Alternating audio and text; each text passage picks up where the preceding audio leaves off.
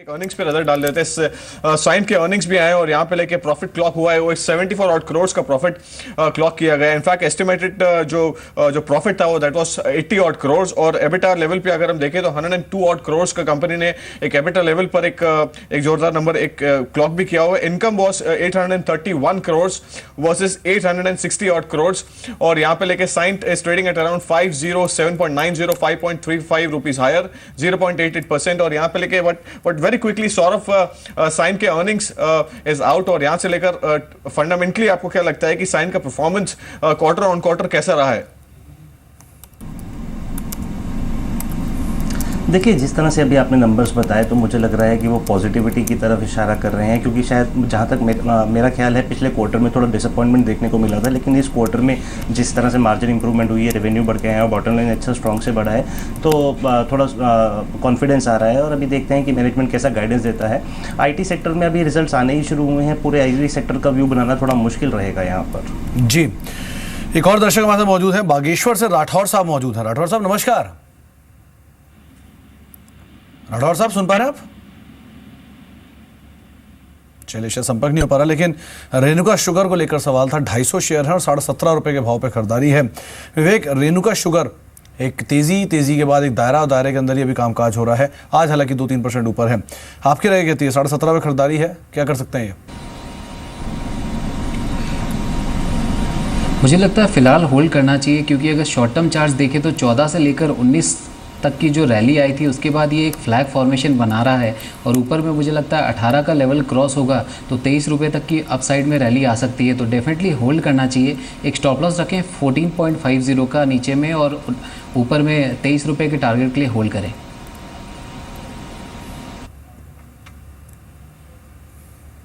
Sure. In fact यहाँ से अगले कॉलर की तरफ चलते हैं। समीर ने हमें भुवनेश्वर से कॉल किया हुआ है। नमस्कार समीर, आपका सवाल पूछिए। हाँ सर, नमस्ते सर।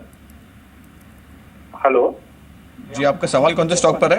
हाँ सर, मेरे पास ऑप्टो सर्किट का 51,000 शेयर है, 5100 शेयर है ऑप्टो सर्किट का 9.9 पे।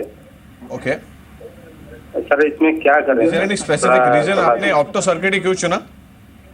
सर ऐसे ही देख रहा था, CNBC जी न्यूज जी बिजनेस देख रहा था, ऑप्टो सर्किट लिख रहा था, कोई आने वाला है मेडिकल डिवाइस के लिए, इसलिए खरीद लिया। श्योर। इनफैक्ट जी बिल्कुल आपको राय दिला देते हैं। Saurabh, very quickly opto circuit जैसे उन्होंने बताया 5,000 ऑड शेयर्स 9.90, उनको यहाँ पे लगभग 50 ऑड % प्रॉफिट भी हो रहा है एंड द स्टॉक का एक राइजिंग ट्रेंड है and it has generated enough return for investors. 10 से लेके 15 ऑड लेवल पर ये स्टॉक ट्रेड कर रहा है। शुड ही बुक प्रॉफिट्स और move on to the other stock? देखिए, हिस्टोरिकली अगर आप 2-3 साल पीछे चले जाएं तो इस स्टॉक में काफ़ी कंसर्न्स बने हुए थे मैनेजमेंट को लेके। मैनेजमेंट यहाँ पर थोड़ी ओपेक थी और नंबर्स अचानक से कंपनी की जो ऑपरेशनल परफॉर्मेंस थी वो अचानक से बिगड़ गई। जबकि पहले ऐसा लग रहा था कि कंपनी काफ़ी एस्टेब्लिश प्लेयर है, मशीन डिवाइस बनाती है जो बाहर की मार्केट्स में US अमेरिका वगैरह में बेचती है। मुझे लगता है कि इन्होंने एक तरीके से बेट ऐसा लिया कि जो इनके लिए बाई चांस फेवरेबल हो गया, लेकिन ओवरऑल ये कंपनी में कॉन्फिडेंस नहीं है। मुझे लगता है कि जितना इनको प्रॉफिट मिल रहा है उन्हें ये लेके निकल जाना चाहिए। मेरी यहाँ सलाह एग्जिट की रहेगी। जी, तो आपको एग्जिट करने की राय जरूर दी जा रही है, क्योंकि शेयर में ऑलरेडी एक तेजी जा चुकी है। 9 रुपये चलता हुआ शेयर 14 रुपये आ चुका है। आपने अच्छा मुनाफा भी कमा लिया, आप निकल जाइए, आपको राय दी गई है। एक बार ADAG शेयरों पर नजर डालिए। एक कुछ बाइंग वहां पर आते हुए दिखाई पड़ी है। सिलेक्टिव बाइंग है। रिलायंस कैपिटल और रिलायंस इंफ्रा 2 शेयर हैं जहाँ पे बाइंग है। Reliance infra other day high पर ही कामकाज कर रहा है और इसके अलावा रिलायंस कैपिटल, इन दोनों में ही कुछ बाइंग देखने को मिल रही है। आपके सामने रिलायंस कैपिटल करीब 1.25% ऊपर, रिलायंस इंफ्रा करीब 1% ऊपर, रिलायंस कम्युनिकेशन भी 1% ऊपर, रिलायंस पावर भी करीब 1/4% ऊपर कामकाज कर। तो मोर और लेस इस पूरे ही स्पेस के अंदर कुछ बाइंग देखने को मिल रही है। मधुसूदन अगले दर्शक हैं, जोधपुर से मौजूद हैं। मधु साहब नमस्कार। हाँ जी नमस्कार, जोधपुर से बोल रहा हूँ। जी मधु साहब पूछिए अपना सवाल। हाँ जी, हेलो जी, सवाल पूछ सकते हैं आप। हाँ जी नमस्कार साहब। नमस्कार साहब, एक 2 कंपनी के लिए हुए हैं शेयर साहब मेरे। जी पूछिए। हाँ साहब, एक तो गुजरात बोरोसिल है साहब मेरे पास। ओके, और हाँ जी, दूसरा? अशोक लीलैंड लिए हो साहब 92 में। दोनों में नजरिया क्या रखते हैं मधु साहब आप? हाँ, और एक गुजरात बोरोसिल है साहब। ओके, विवेक, एक गुजरात बोरोसिल और दूसरा अशोक लेलैंड 92 रुपये में खरीदारी है। 91-92 के स्तरों पर ही कामकाज कर रहा है। दूसरा गुजरात बोरोसिल, थोड़े वॉल्यूम कम होते हैं वहाँ पर। इन दोनों पर आपकी राय क्या है?